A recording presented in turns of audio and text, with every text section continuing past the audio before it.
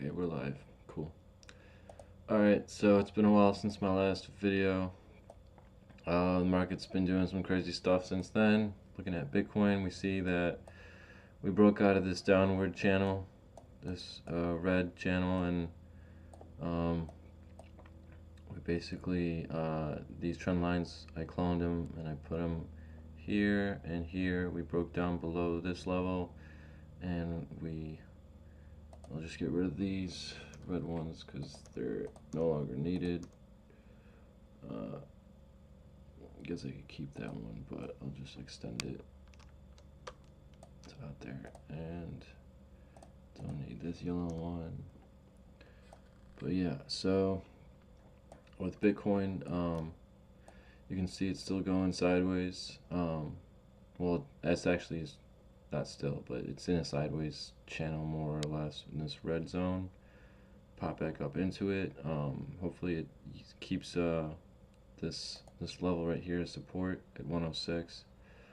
But yeah, I mean, as long as we don't go below this purple step line, we'll be okay. And it looks like it's on its way up, to be honest with you. Like, it's just testing this line, this level for support. It looks like it wicked out at the bottom of the wick just like touched it right here, and actually we were going below the green line on the immediate line, but as long as we stay above the purple one, we'll be okay.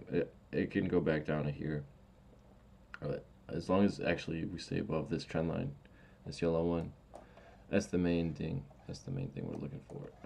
And then yeah, it's probably gonna go sideways. It's probably gonna be a lot of chop, a lot of volatility at this level, and I wouldn't be surprised if the market is like this for another month.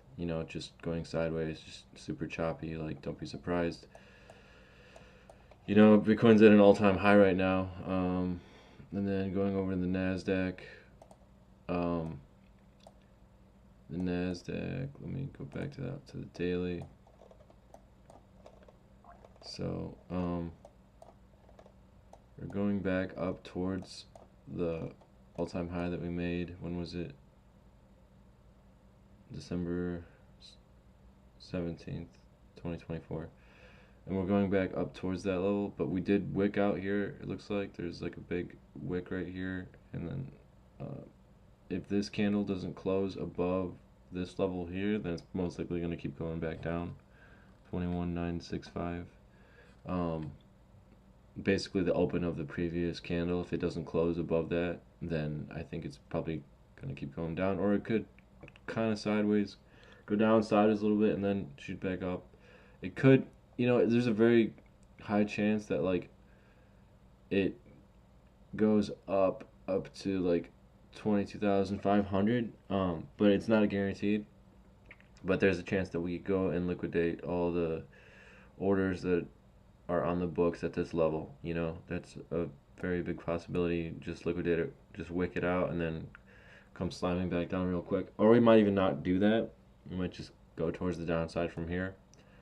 But I mean, obviously, if we close above that level, 22,500, then it's probably going to keep going to the upside.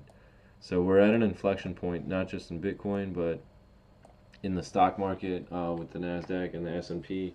We're at an inflection point where really it's like right now, all of these assets are tied together.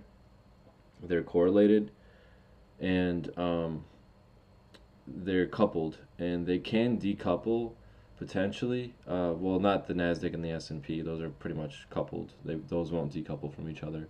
Those don't have a lot of divergence. But when Bitcoin and crypto diverges from the traditional stock market, I expect the traditional stock market to go down and crypto to go up. But that's not happening yet. We're still at the inflection point where there's a lot of indecision in the market.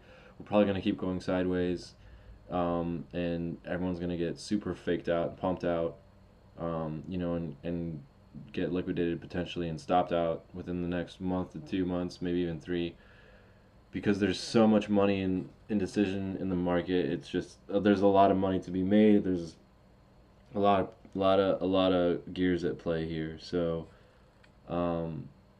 you know, really just depends on policy and what happens geopolitically, I feel like.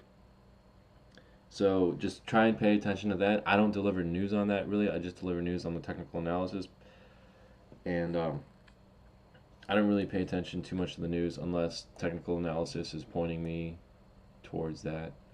Usually it's just straight TA, but I'm at the point where there's just so many convergencies and inflection points um, for potential market continuation or turnarounds. We're at critical support and resistance levels across the market for all the big assets. So that's this video. That's where I'm at with things, and I hope you guys